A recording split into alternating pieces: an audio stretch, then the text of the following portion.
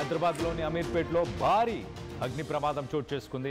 ఇటు మైత్రివనంలోని శివం technologies coaching సెంటర్లో ఈ ఘటన చోటు చేసుకుంది.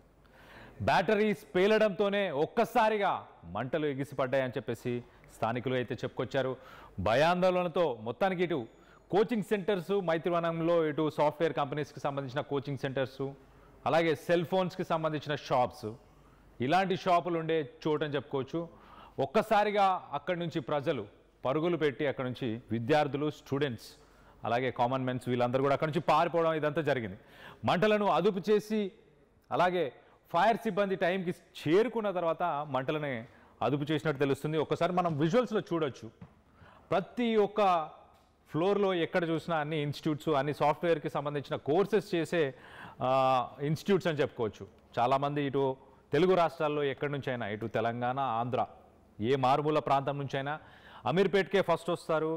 ఇక్కడ మైత్రివనంలోనే ఏదైనా సాఫ్ట్వేర్కి సంబంధించిన కోర్సెస్ని, ఇటు ఇంజనీరింగ్ చేసిన విద్యార్థులు అలాగే డిగ్రీ ఎవరైనా ఇక్కడనే కోచింగ్ తీసుకుంటారు.